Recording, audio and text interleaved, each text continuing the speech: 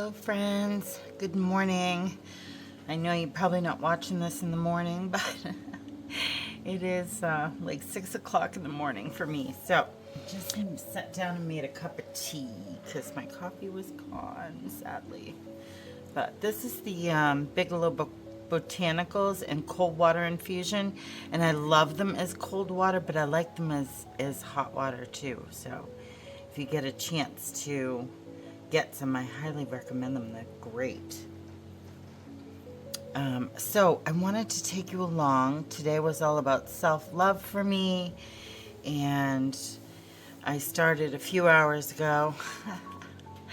But I wanted to just say how appreciative I am for you watching my videos and coming in. Today I have a book recommendation, but first I wanted to draw a card. So let's do that first. So this is the little deck that I made. There's a video of this and I'll link it down below.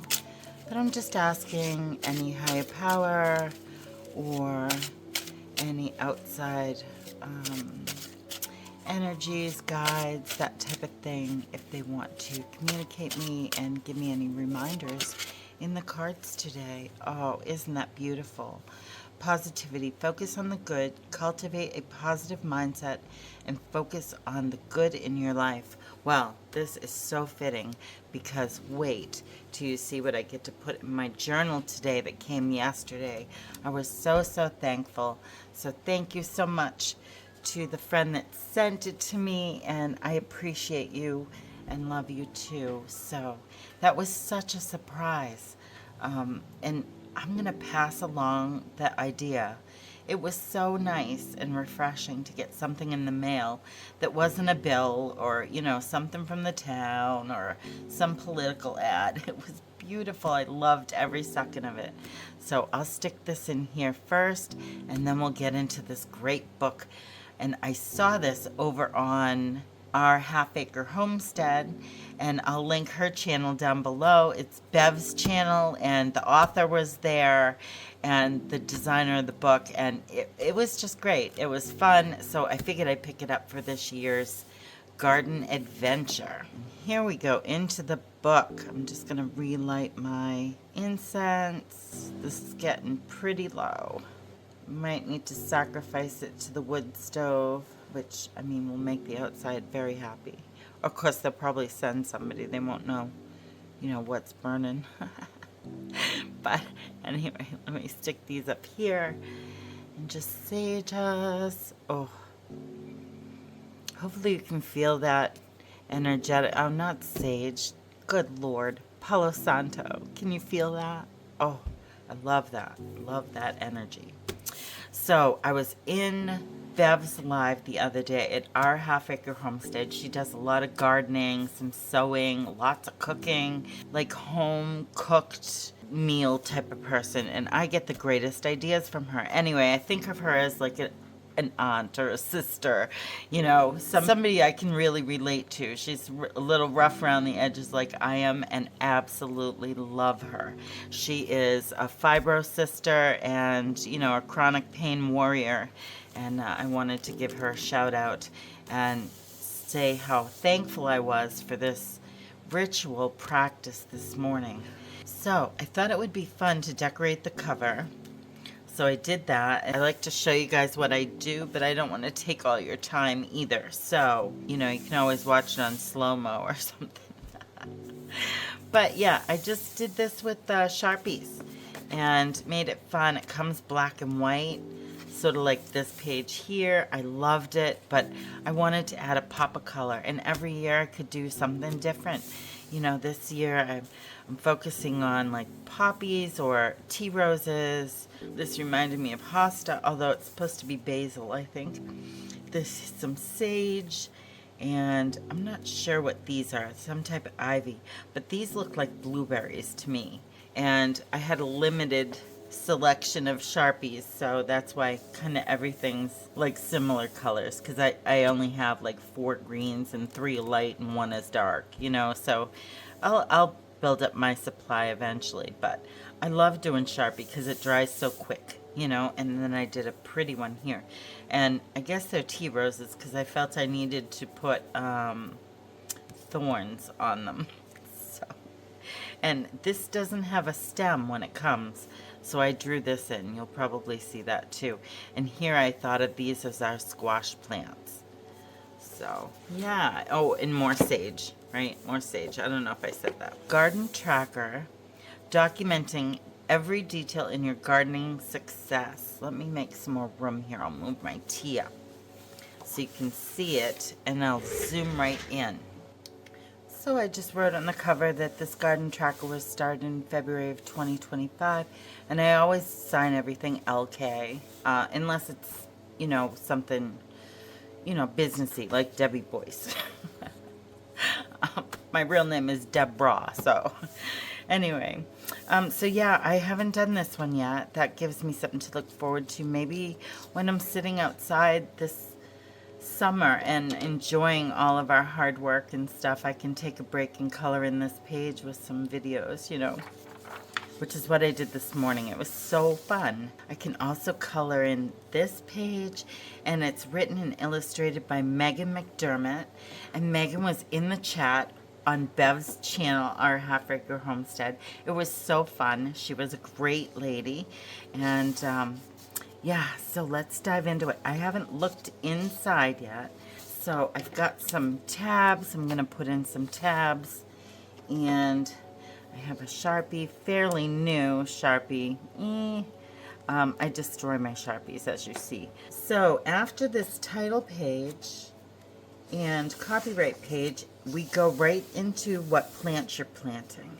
She has the date, the common name, the scientific name, which I never really try to remember, whether it's an heirloom, a hybrid, a perennial, annual, or biennial. Categories, there's fern, conifers, algae, moss, grasses, flowering, herbaceous, spore-bearing, so like mushroom maybe, woody shrubs, so like a blueberry or maybe a raspberry. I would classify that more as a vine, but you could definitely put it in there, I guess, or fruiting.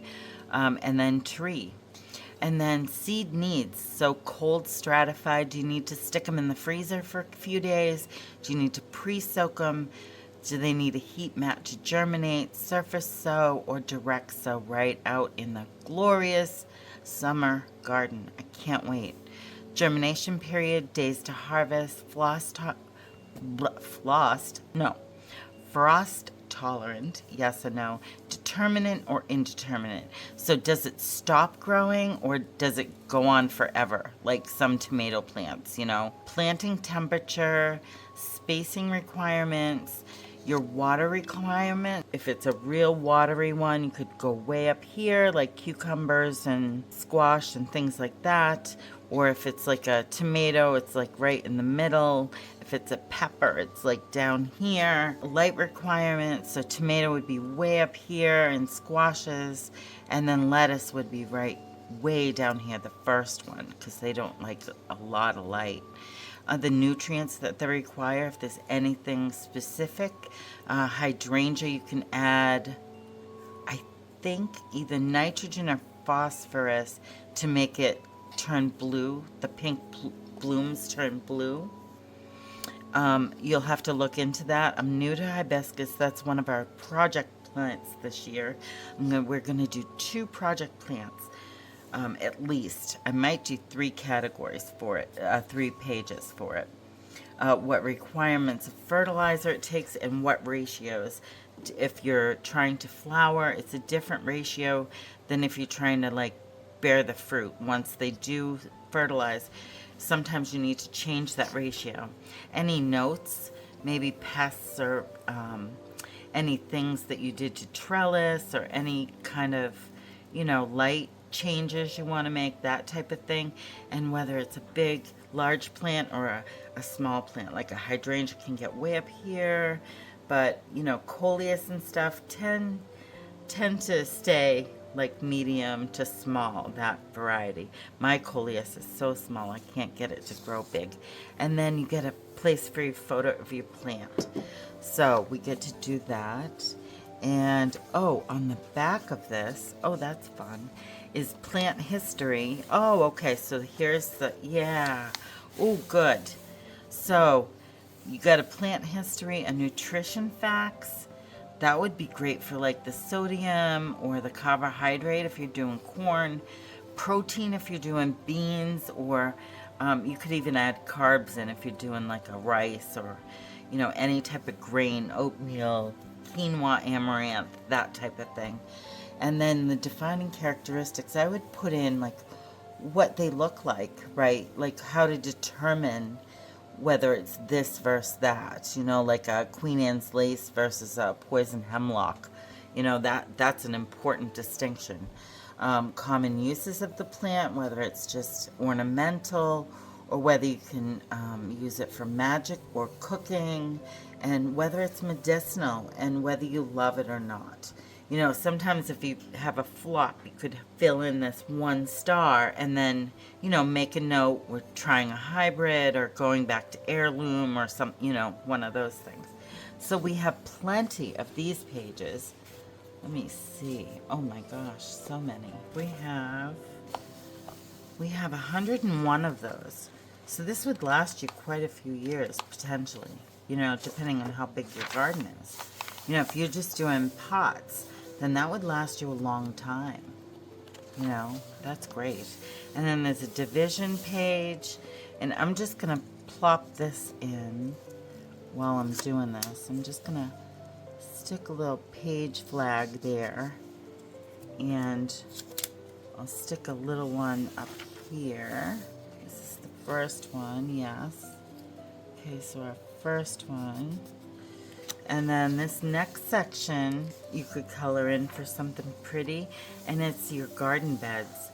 So if you do foot by square foot gardening, or if you have rows, you know, there's a nice convenient dot grid, which I love, and then places for you to write what each thing is. And maybe the date you planted it, the variety, and then you could also like code your pages back to where the detailed pages, right? So you could reference this back and go, these plants were on pages, they're on 19, 21, and 23, you know, and then you'd have a way to look back and check which variety, how it grew, that type of thing. This is a great book. I love that. And let's see what else. Oh, here we got another section that I can mark off. I'll do this one in green. Ooh, another blueberry one. They are blueberries. I'm so excited. I want to get blueberry bushes in the worst way. We'll see. Oh, and then, so what's on this? Ooh, this is if you have double garden beds. That's great. So I could even use this for my planter boxes, right? If you do a lettuce, then it would take up like this much space, and then I leave a couple, and then another big lettuce patch. You could do that with the big grow boxes that we do. Like last year we had all indeterminate tomatoes, then we had a determinate tomato, and then 2 peppers, which didn't do good. So we're gonna move those this year, maybe down with the squash. I need to look up companion gardening to see what vegetables go great with bell peppers. We tried to do a green one and a red one, and neither grew. We got 1 pepper out of the whole bunch. So, and here we have, okay, so on the back of this one, ooh, it's in garden bed. Oh yeah, you could do variety and stuff back here too with some notes. Could do the variety, how it grew, that type of thing if you didn't want to reference back. And there's quite a few of those as well. And then we have a new section. Ooh, look, strawberries. Yum. I'll put pink here. Whoops, I can never tell which direction we're going. Okay, so I might move those because if they're not even on the edge, it'll bug me. So this section is plant name, location, date planted. Oh, so if you have like a yard garden type of thing, like we have a perimeter around our house where we're doing like just random plants and stuff, and That would be nice to know where everything is in case we wanted to duplicate it or divide it out or whatever. We'd know with the date planted, maybe when to do that. So let's see. Oh, there's a few of those. Okay. All right, so we have another section. So I'm gonna go down here. So she's put in a microgreen tracker. Now, Bob and I were gonna try that. Funny enough, synchronicities. We have our fish tanks filled with soil and the grow lights on it, and we're gonna start our tomatoes pretty soon. Even maybe some peppers or hot peppers. We don't know, we're not sure quite yet. But in there, I said it would be fun and healthy to add some microgreens to our sandwiches or, you know, salads during the week, and we can track those right here. So I found it very funny that that was in here. I did see that earlier. So let's see what's next. And there's quite a few pages of those. And, ooh, some sage. And how fitting that the green goes with the sage. Oh, I loved my sage. Oh, and there's a glossary. Okay, so there's a little glossary in the back. Nice big print. I appreciate that.